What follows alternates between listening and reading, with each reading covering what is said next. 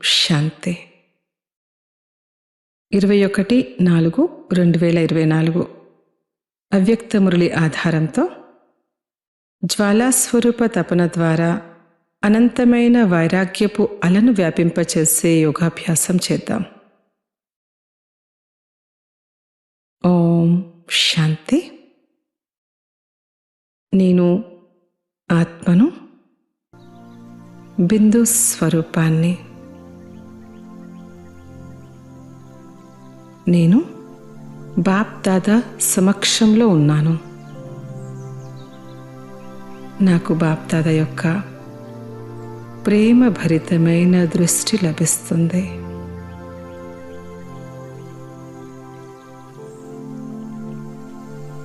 బాప్ దాదా నా మస్తకంలో 3 మెరుస్తున్న రేఖల్ని చూస్తున్నారు.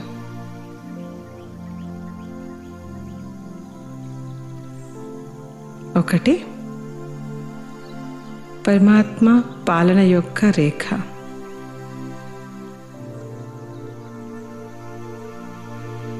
రెండవది పరమాత్మ చదువు యొక్క రేఖ. మరియు మూడవది పరమాత్మ ప్రాప్తుల రేఖ.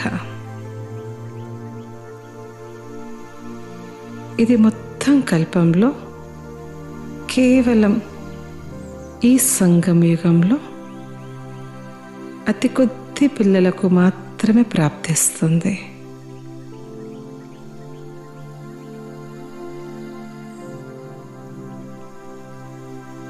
ఇటువంటి శ్రేష్ఠ భాగ్యాన్ని ప్రాప్తి చేసుకునే నేను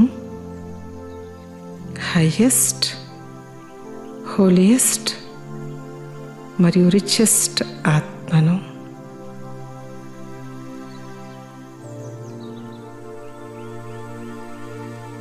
బాప్ దాదా నాకు విశేషమైన కానుకల్ని ఇవ్వడానికి వారి పిడికల్ని తెరిచారు.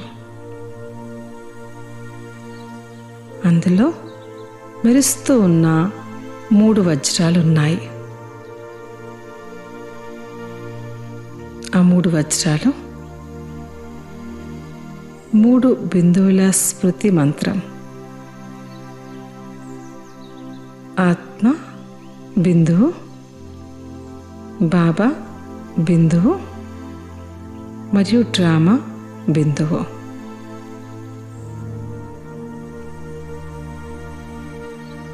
గతం గతః.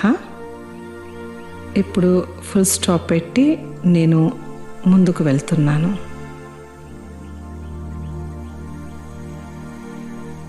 అమృత వేళలో రోజంతటి కార్యాలలో, యోగంలో, సేవలో, రాత్రి పడుకునే ముందు నిత్యం ఈ 3 బిందువుల తిలకాన్ని మస్తకంపై పెట్టుకుంటున్నాను.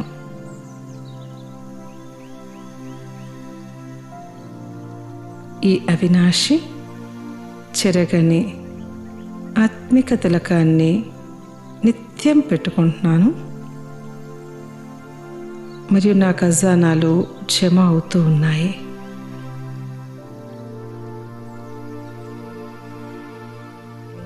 నేను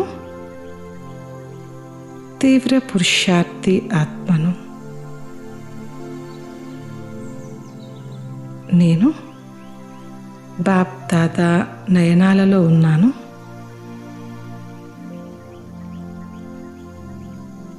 నేను బాబా కంటి రత్నాన్ని.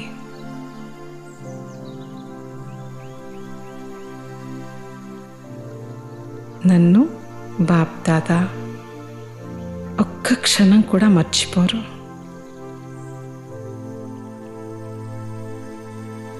నాకు అపారమైన ప్రేమ మరియు శక్తిని ఇస్తున్నారు.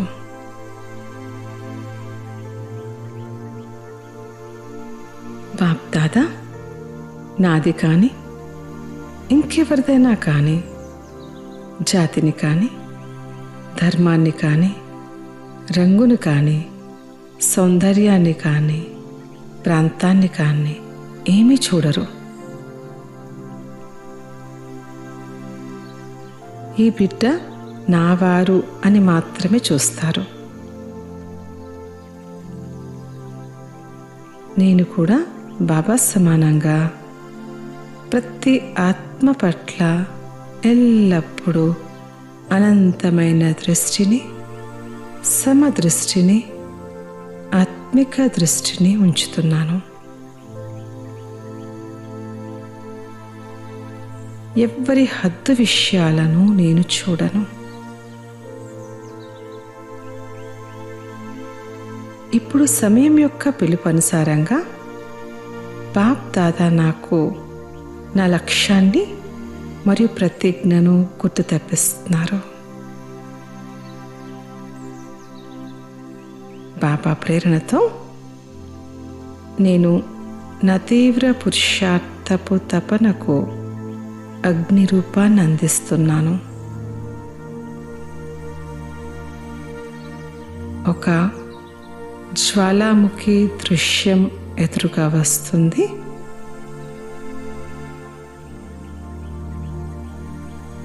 జ్వాలాముఖి నుండి వెలువడుతున్న అగ్ని పూర్తి పరిసరాలని మార్చేస్తుంది.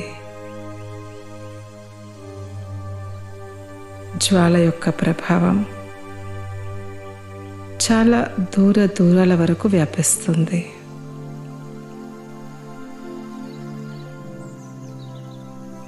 అలాగే ఇప్పుడు నా పురుషార్థపు తపన జ్వాలాముఖి రూపాన్ని తీసుకుంది.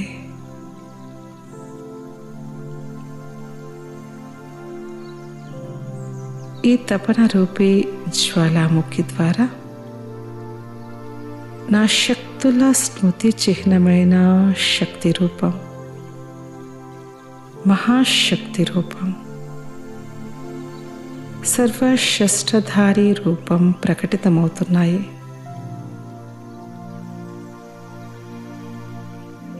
మిగిలి ఉన్న లెక్కాచారాలు మనసుకు సంబంధించినవి, సంబంధ సంపర్కాలకు సంబంధించినవి అన్నీ భస్మమవుతున్నాయి.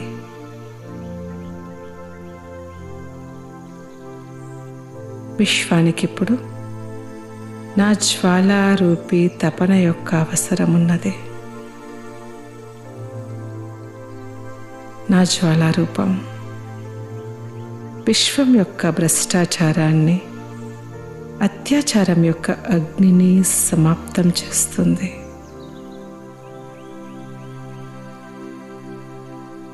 మరొక వైపు సర్వాత్మలకు సహయోగాన్ని ఇస్తుంది. పరమాత్మ సందేశాన్ని ఇస్తుంది. నా జ్వాలారూపం శాంతి యొక్క శీతలతను ఇస్తుంది. అనంతమైన వైరాగ్యపు అలను వ్యాపింపచేస్తుంది.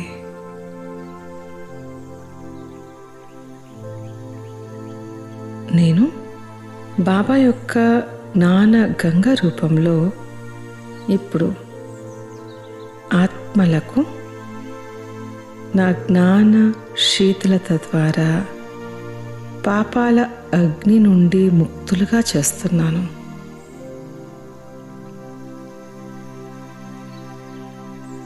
ఈ అనంతమైన సేవలో నిమగ్నమైన కారణంగా అనేక చిన్న చిన్న విషయాలు ఎందులోనైతే సమయం పట్టేదో,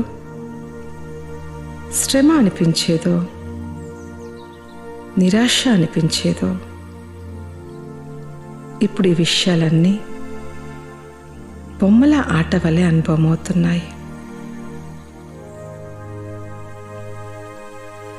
నిర్లక్ష్యము మరియు సోమరితనం యొక్క బాల్యానికి నా జీవితంలో ఇప్పుడు ఎలాంటి స్థానము లేదు.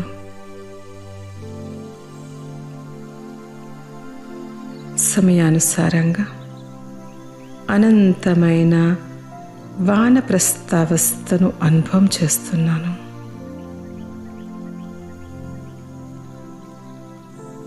బాబా సమానంగా నా సమయం, సంకల్పాలు ఇప్పుడు ఇతరుల కోసం ఉపయోగిస్తున్నాను.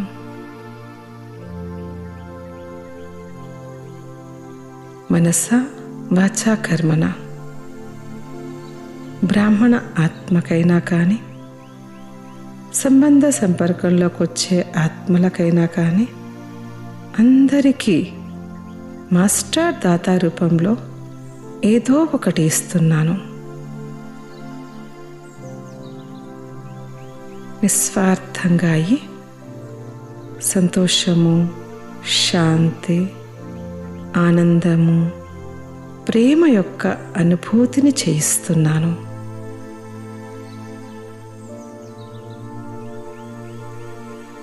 నడుస్తూ తిరుగుతూ బ్రహ్మాబాబా సమానంగా ఏదో ఒక అనుభూతిని చేయిస్తున్నాను. ఒక సుగంధభరితమైన పుష్పం వలె ఉన్నాను. ఎవరు అడిగినా అడగకపోయినా నేను తరగని అఖండమైన దాతగా అయి ఇస్తున్నాను.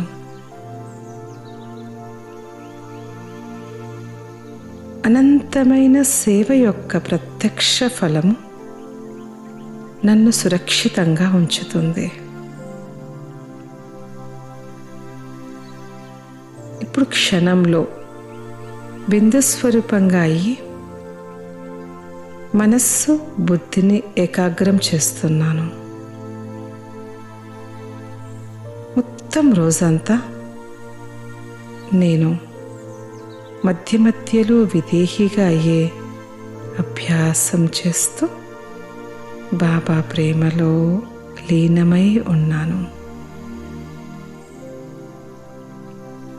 ఓం శాంతి.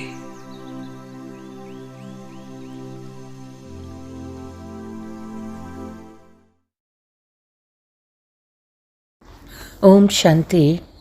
మధురమైన పిల్లలారా, తండ్రి ఇస్తున్న శిక్షణలను అమలుపరచండి.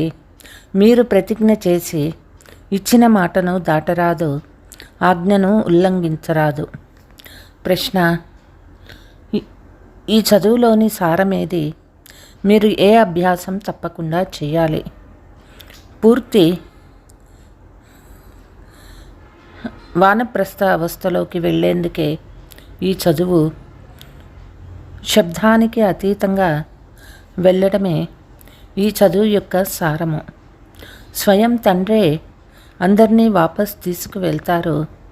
ఇంటికి వెళ్ళేందుకు ముందు పిల్లలు మీరు సతోప్రధానంగా అవ్వాలి. దీని కొరకు ఏకాంతంలోకి వెళ్ళి ఆత్మాభిమానిగా ఉండే అభ్యాసం చేయండి. అశరీరులుగా అయ్యే అభ్యాసం ఆత్మను సతోప్రధానంగా చేస్తుంది. ఓం శాంతి. స్వయాన్ని ఆత్మగా భావించి తండ్రిని స్మృతి చేసినందునే మీరు తమో ప్రధానం నుండి సతోప్రధానంగా అవుతారు. అంతేకాక మళ్ళీ ఇటువంటి విశ్వానికి అధికారులుగా కూడా అవుతారు.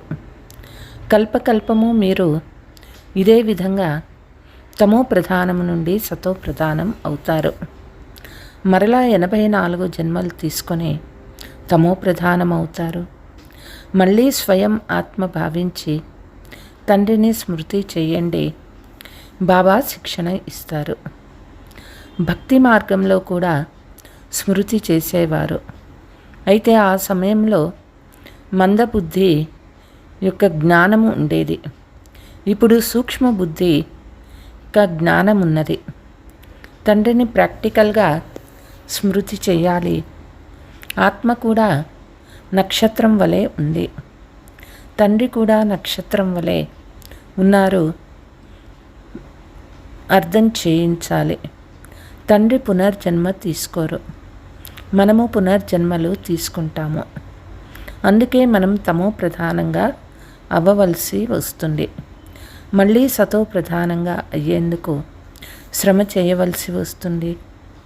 క్షణక్షణము మాయ మరిపింప చేస్తుంది. ఇప్పుడు తప్పులు చేయనే వారుగా అవ్వాలి. ఏ తప్పులు చేయకూడదు. ఒకవేళ తప్పులు చేస్తూనే ఉంటే మనం ఇంకా తమో ప్రధానంగా అవుతాము. స్వయాన్ని ఆత్మగా భావించి తండ్రిని స్మృతి చేయమని ఆదేశం లభిస్తుంది. ఆత్మ బ్యాటరీని ఛార్జ్ చేసుకుంటే మీరు సతో ప్రధాన విశ్వానికి అధికారులుగా అవుతారు. టీచర్ అందరినీ చదివిస్తారు. విద్యార్థులు మాత్రం నెంబర్ వారుగా ఉత్తీర్ణులవుతారు. తర్వాత నెంబర్ వారుగా సంపాదిస్తారు. మీరు కూడా నెంబర్ వారుగా పాస్ అవుతారు. నెంబర్ వారుగా పదవిని పొందుతారు. విశ్వమంతటికి యజమానులు ఎక్కడ? ప్రజలు దాసదాసీలు ఎక్కడ? ఏ విద్యార్థులైతే మంచి సుపుత్రులుగా, ఆజ్ఞాకారులుగా, నమ్మకస్తులుగా, విశ్వాసపాత్రులుగా ఉంటారో వారు తప్పకుండా టీచర్ మతము అనుసరిస్తారు. రిజిస్టర్ ఎంత బాగుంటుందో అంత ఎక్కువ మార్కులు లభిస్తాయి. తండ్రి కూడా పిల్లలకు మాటిమాటికి చెప్తారు, అజాగ్రత్త ఉండకండి, తప్పులు చేయకండి, కల్పకృతం కూడా ఫెయిల్ అయ్యామని భావించకండి, సేవ చేయకుంటే మేము తప్పకుండా ఫెయిల్ అవుతామని ఎంతోమంది హృదయాలకు తోస్తూ ఉంటుంది.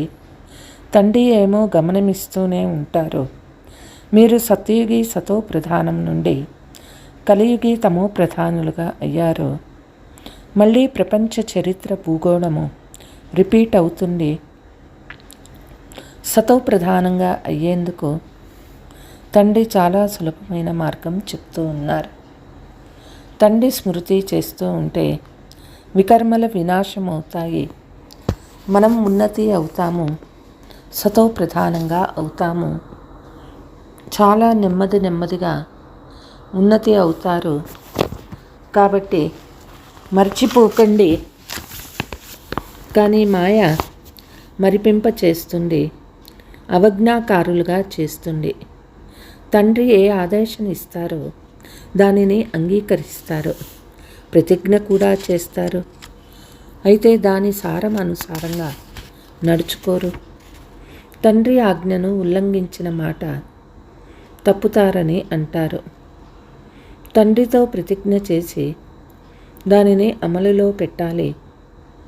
అనంతమైన తండ్రి ఎటువంటి శిక్షణ ఇస్తారో అటువంటి శిక్షణలను ఇతరులెవ్వరూ ఇవ్వలేరు. పరివర్తన కూడా తప్పకుండా అవ్వాలి. చిత్రాలు ఎంతో బాగున్నాయి. ఇప్పుడు మీరు బ్రహ్మవంశీయులుగా అయ్యారు. తర్వాత మళ్ళీ విష్ణు వంశస్థులుగా అవుతారు. ఇది నూతన ఈశ్వరీయ భాష. ఈ భాషను కూడా అర్థం చేసుకోవాల్సి ఉంటుంది. ఈ ఆత్మీక జ్ఞానాన్ని తండ్రి తప్ప ఇతరులెవ్వరూ ఇవ్వలేరు. ఈ కాలంలో ఆత్మీక సంస్థ అని పేరు పెట్టుకుని కొన్ని సంస్థలు వెలువడ్డాయి. కానీ వాస్తవానికి మీది తప్ప ఏ ఇతర ఆత్మీక సంస్థ ఉండేందుకు వీలు లేదు. ఇమిటేషన్ చాలా ఉంటుంది. ఇది కొత్త విషయము. మీరు చాలా కొద్దిమంది మాత్రమే ఉన్నారు. ఇతరులెవ్వరూ ఈ విషయాలు అర్థం చేసుకోరు. ఇప్పుడు పూర్తి వృక్షమంతా నిలబడి ఉంది, కానీ కాండం మాత్రం లేదు. మళ్ళీ కాండం వెలువడుతుంది. మిగిలిన కొమ్మ రెమ్మలేవి ఉండవు. అవన్నీ సమాప్తమైపోతాయి. అనంతమైన తండ్రి మాత్రమే అనంతమైన జ్ఞానాన్ని ఇస్తారు. ఇప్పుడు పూర్తి ప్రపంచమంతటా రావణ రాజ్యం ఉంది. ఇది లంక. ఆ లంక సముద్రం అవతల ఉంది. అనంతమైన ప్రపంచం కూడా సముద్రంపై ఉంది. ఈ ప్రపంచానికి నలువైపులా నీరు ఉన్నది. అవన్నీ హద్దులోని విషయాలు. తండ్రి అనంతమైన విషయాలను అర్థం చేయిస్తూ ఉన్నారు. ఈ విషయాలను ఒక తండ్రి మాత్రమే అర్థం చేసుకోగలరు. ఇది చదువు. ఎప్పటి వరకు ఉద్యోగం లభిస్తుందో, చదువుకు ఫలితం వెలువడుతుందో అంతవరకు చదువులో తత్పరులై ఉంటారు. అందులోనే బుద్ధి నడుస్తూ ఉంటుంది. చదువుపై అటెన్షన్ ఇవ్వడం విద్యార్థుల కర్తవ్యం. కూర్చున్నా, లేచున్నా, నడుస్తూ ఉన్నా, తిరుగుతూ ఉన్నా స్మృతి చేయాలి. విద్యార్థి బుద్ధిలో చదువు ఉంటుంది. పరీక్ష రోజుల్లో ఫెయిల్ అవ్వరాదని చాలా కష్టపడతారు. ముఖ్యంగా ఉదయం పూట తోటలోకి వెళ్ళి కూర్చుని చదువుతారు. ఎందుకంటే ఇంట్లో శబ్దాల ప్రకంపనలు చెడుగా ఉంటాయి. తండ్రి అర్థం చేయించారు. ఆత్మాభిమానిగా అయ్యే అభ్యాసం చేస్తూ మర్చిపోరు. ఏకాంత స్థానాలు చాలా ఉన్నాయి. ప్రారంభంలో క్లాస్ విన్న తర్వాత మీరంతా పర్వతాలపైకి వెళ్ళేవారు. ఇప్పుడు రోజు రోజుకి జ్ఞానం లోతుగా అవుతుంది. విద్యార్థులకు వారి లక్ష్యము, ఉద్దేశము ఏమిటో జ్ఞాపకం ఉంటుంది. ఇది వానప్రస్థ అవస్థలోకి వెళ్ళే చదువు. బాబా తప్ప ఈ చదువు ఎవరూ చదివించలేరు. సాధు సత్పురుషులు మొదలైన వారందరూ భక్తిని నేర్పిస్తారు. శబ్దానికి అతీతంగా వెళ్ళే మార్గాన్ని ఒక తండ్రి మాత్రమే తెలుపుతారు. వారు మాత్రమే అందరినీ వాపస్ తీసుకువెళ్తారు. ఇప్పుడు మీది అనంతమైన వానప్రస్థ అవస్థ. దీనిని గురించి ఎవ్వరికీ తెలియదు. తండ్రి చెప్తూ ఉన్నారు, పిల్లలు మీ అందరూ ఇప్పుడు వానప్రస్థులు. మొత్తం ప్రపంచానికి ఇది వానప్రస్థ స్థితి.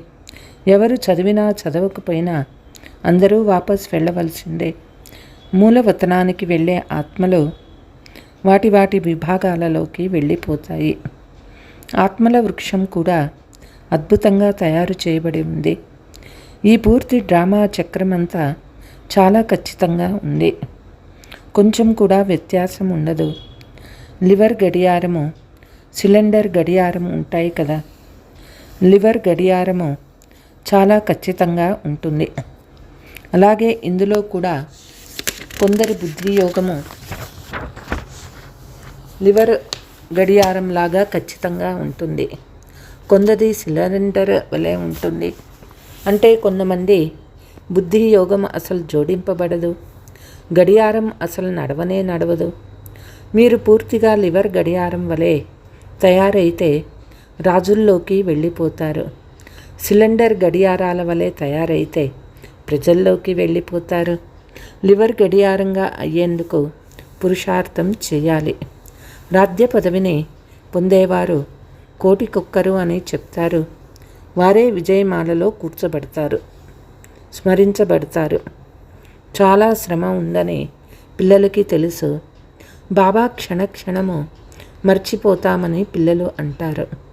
పిల్లలు ఎంత శక్తివంతంగా ఉంటారో మాయ కూడా అంత తీవ్రంగా యుద్ధం చేస్తుంది. బాబా అర్థం చేయిస్తారు. మల్ల యుద్ధం గురించి విన్నారు కదా. అందులో చాలా సంభాలన చేసుకుంటారు. శక్తివంతుల్ని పహల్వానులే అర్థం చేసుకుంటారు. ఇక్కడ కూడా మహావీర పిల్లలున్నారు. వీరిలో కూడా నెంబర్ వారుగా ఉన్నారు. మంచి మంచి మహారథులను మాయ బాగా తుఫాన్లోకి తెస్తుంది. బాబా చెప్తూ ఉన్నారు, మాయ ఎంత ఆందోళన పెట్టినా, తుఫాన్ తెచ్చినా మీరు హెచ్చరికగా ఉండాలి. ఏ విషయంలోనూ ఓడిపోరాదు. మనస్సు భలే తుఫాన్లా వచ్చినా కర్మేంద్రియాలతో చేయరాదు. తుఫాన్లు కింద పడేసేందుకు వస్తాయి.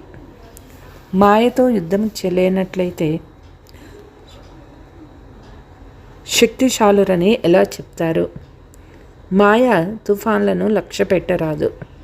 నడుస్తూ నడుస్తూ కర్మేంద్రియాలకు వశమై వెంటనే కింద పడిపోతారు. కర్మేంద్రియాల ద్వారా ప్రతిరోజు నియమ విరుద్ధమైన పనులు చేయడం వద్దనుకుంటే చాలా చాలా చిన్న పదవిని పొందుతారు. మేము ఉత్తీర్ణము అవ్వమని ఆంతరికంగా స్వయం కూడా అర్థం చేసుకుంటారు. అందరూ వాపస్ వెళ్ళవలసిందే. తండ్రి చెప్తూ ఉన్నారు, నన్ను స్మృతి చేస్తే ఆ స్మృతి కూడా వినాశనం అవ్వదు. కొద్దిగా స్మృతి చేసిన స్వర్గంలోకి వస్తారు. కొద్దిగా స్మృతి చేసినందున లేక ఎక్కువగా స్మృతి చేసినందున ఏ ఏ పదవులు లభిస్తాయో మీరు అర్థం చేసుకోగలరు. ఏది కూడా దాగి ఉండలేదు. ఎవరు ఏమేమి అవుతారనేది స్వయం కూడా తెలుసుకోగలుగుతారు. ఒకవేళ ఇప్పుడు గుండె ఆగిపోయినట్లయితే ఏ పదవిని పొందుతారు? ఈ విషయాలన్నీ బాబాను కూడా అడగొచ్చు. పోను పోను మీరే తెలుసుకుంటారు. వినాశనం సమీపంలో ఉండి తుఫాన్, వర్షాలు, ప్రాకృతిక ఆపదలు అడిగి రావు. రావణుడు కూర్చొనే ఉన్నాడు. ఇది చాలా పెద్ద పరీక్ష. ఎవరు ఉత్తీర్ణులవుతారో వారు శ్రేష్టమైన పదవిని పొందుతారు. ప్రజలను సంభాళన చేయగల రాజులు తప్పకుండా బుద్ధివంతులై ఉండాలి. ఐసిఎస్ పరీక్షల్లో కొద్దిమంది మాత్రమే పాస్ అవుతారు. తండ్రి మిమ్మల్ని చదివించి స్వర్గాధికారులుగా సతో ప్రధానంగా తయారు చేస్తారు. సతో ప్రధానం నుండి మళ్ళీ తమో ప్రధానంగా అయ్యామని, ఇప్పుడు బాబా స్మృతి ద్వారా సతో ప్రధానంగా అవ్వాలని మీకు తెలుసు. పతిత పావనుడైన తండ్రిని స్మృతి చెయ్యాలి. తండ్రి చెప్తూ ఉన్నారు, మన్మనా భవ. ఇదే గీతా అధ్యాయము. డబల్ కిరీటదారులుగా తయారు చేయనది గీతనే అవుతుంది. తయారు చేయువారు తండ్రే కదా. మీ బుద్ధిలో పూర్తి జ్ఞానమంతా ఉంది. ఎవరు మంచి బుద్ధివంతులై ఉంటారో వారికి ధారణ కూడా బాగా ఉంటుంది. రాత్రి క్లాసు. పిల్లలు ఇక్కడ క్లాసులో కూర్చొని ఉన్నారు. తమ టీచరు ఎవరో పిల్లలకు తెలుసు. మా టీచర్ ఎవరు అనేది విద్యార్థులకు సదా స్మృతిలో ఉంటుంది. కానీ విచిత్రం ఏమంటే ఇక్కడ మర్చిపోతారు. పిల్లలు క్షణక్షణం మర్చిపోతారని ఈ టీచర్కి తెలుసు. ఆత్మీక తండ్రి ఎప్పుడూ లభించలేరు. సంగమయుగంలోనే లభిస్తారు. సత్యయుగం, కలియుగంలో శారీరక తండ్రి లభిస్తారు. ఇది సంగమయుగము. ఈ యుగంలో ఇటువంటి పురుషోత్తములుగా అవుతున్నామని పిల్లలకి పక్కా నిశ్చయం అవ్వాలి. తండ్రిని స్మృతి చేసినందున ముగ్గురు గుర్తుకు రావాలి. టీచర్ను గుర్తు చేసుకున్న ముగ్గురు గుర్తు రావాలి. అలాగే గురువును గుర్తు చేసుకున్న ముగ్గురు గుర్తు రావాలి. ఇది తప్పకుండా గుర్తుంచుకోవలసి వస్తుంది. ముఖ్యమైన విషయం పవిత్రంగా అవ్వడం. పవిత్రంగా ఉన్నవారిని సతో ప్రధానమని అంటారు. వారు సత్యయుగంలో మాత్రమే ఉంటారు. ఇప్పుడు చక్రంలో తిరిగి ఇక్కడికి వచ్చారు. ఇది సంగమయుగము. కల్పకల్పము తండ్రి కూడా వస్తారు. మనల్ని చదివిస్తారు. మీరు తండ్రి వద్ద ఉంటారు కదా. సత్యమైన సద్గురు అని కూడా మీకు తెలుసు. అంతేకాక ముక్తి, జీవన్ముక్తి ధామాల మార్గాన్ని కూడా తప్పకుండా చూపిస్తారని మీకు తెలుసు. డ్రామా ప్లాన్ అనుసారము మనం పురుషార్థం చేసి తండ్రిని అనుసరిస్తాము. ఇచ్చట శిక్షణ పొంది ఫాలో చేస్తాము. ఇక్కడ ఎలా నేర్చుకుంటామో పిల్లలైన మీకు పురుషార్థం కూడా చేస్తారు. దేవతలుగా అవ్వాలి అంటే శుద్ధమైన కర్మలు చేయాలి. ఎలాంటి మురికి ఉండరాదు. ముఖ్యమైన విషయము తండ్రిని స్మృతి చేయటం.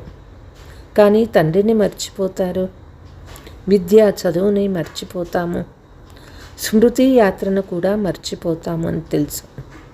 తండ్రిని మర్చిపోయినందున జ్ఞానాన్ని కూడా మర్చిపోతాము. నేను విద్యార్థిని అని కూడా మర్చిపోతారు. ముగ్గురు గుర్తుండాలి. తండ్రిని స్మృతి చేస్తే టీచరు, సద్గురు తప్పకుండా గుర్తుకు వస్తారు. శివబాబాని స్మృతి చేస్తే వారితో పాటు దైవీ గుణాలు కూడా తప్పకుండా గుర్తు రావాలి. తండ్రి స్మృతిలో చమత్కారం ఉంది. తండ్రి పిల్లలకు ఎంత చమత్కారాన్ని నేర్పిస్తారో అంత వేరే ఎవ్వరూ నేర్పించలేరు. ఈ జన్మలోనే మనము తమో ప్రధానం నుండి సతో ప్రధానంగా అవుతాము. తమో ప్రధానంగా అయ్యేందుకు పూర్తి కల్పమంతా పడుతుంది. కానీ ఇప్పుడు ఈ ఒక్క జన్మలోనే సతో ప్రధానంగా అవ్వాలి.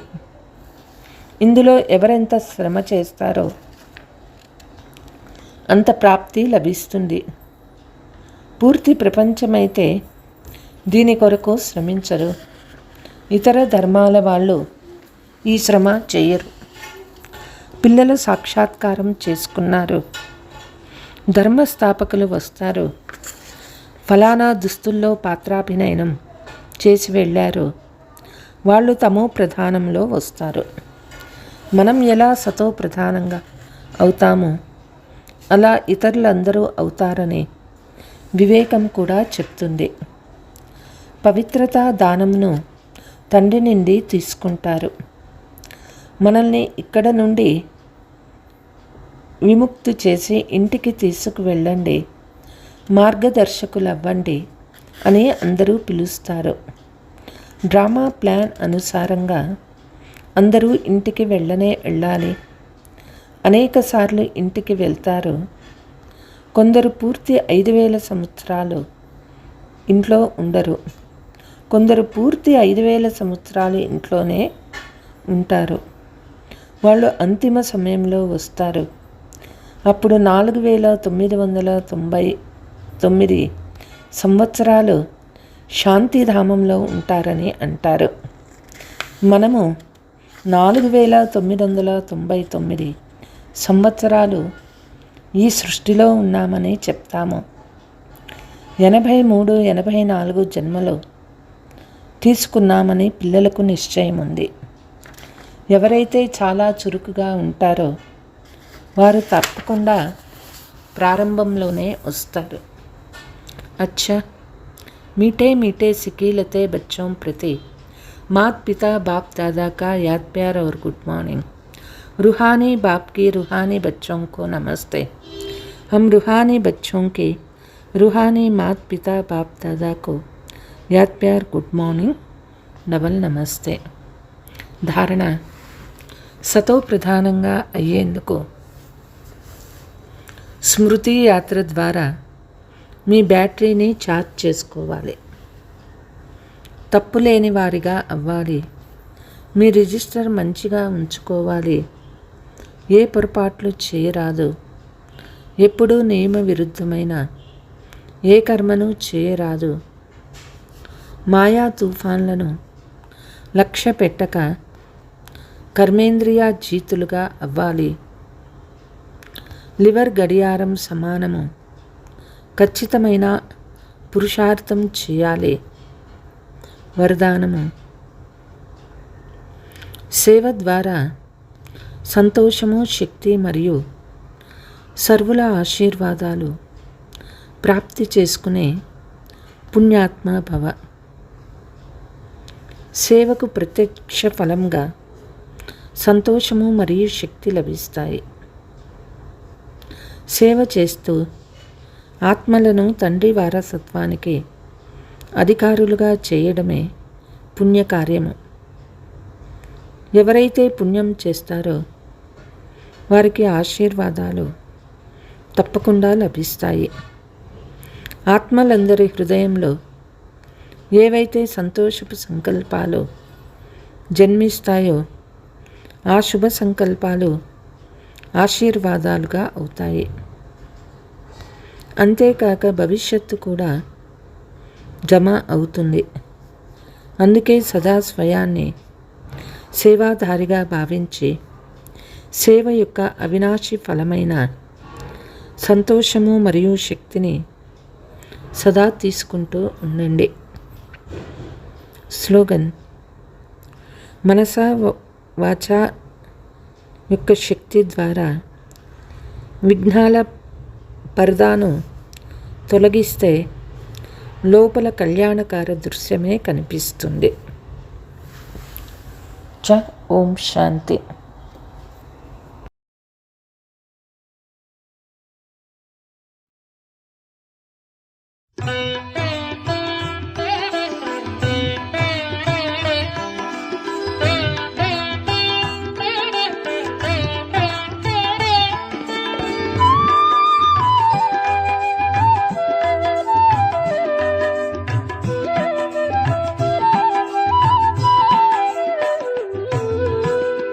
రాజయోగము రమ్యం సుగమ్యం మనోభిరామునితో మాధుర్య భావాల. రాజయోగము రమ్యం సుగమ్యం మనోభిరామునితో మాధుర్య భావాల. రాజయోగము రమ్యం సుగమ్యం.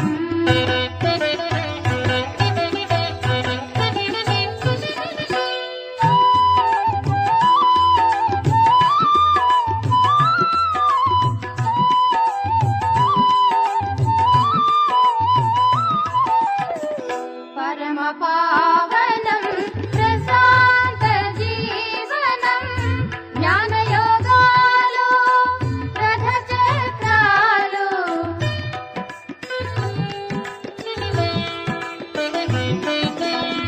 పరమ పావనం ప్రశాంత జీవనం జ్ఞానయోగాలు రథచక్రాలు.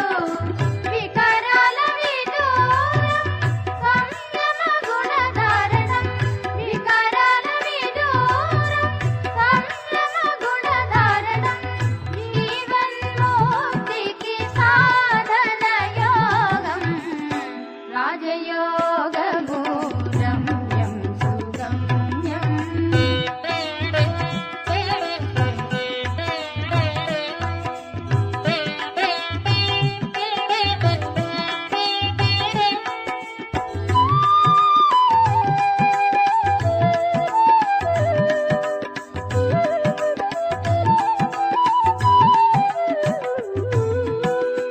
సర్వశక్తి ప్రదాత సర్వేశ్వరుడు ప్రవృత్తి మార్గాన ప్రసాదించు జీవనం.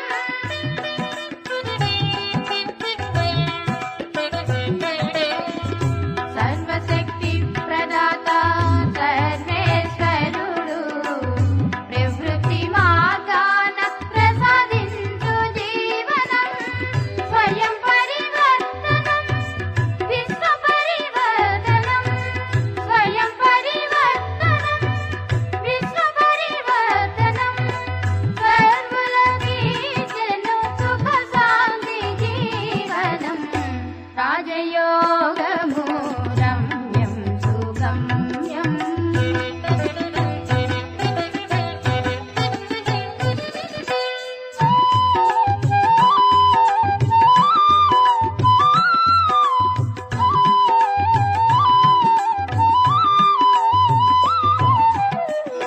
ఆత్మ పరమాత్మల మధుర సంగమం. స్మృతి స్థితి గతులలో నిశ్చల జీవనం.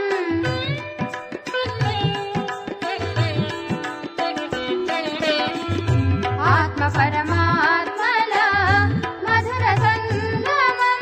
స్మృతి స్థితి గతులలో నిశ్చల జీవనం. మనసు బుద్ధి సంయోగ సాధనం. మనసు బుద్ధి సంయోగ సాధనం.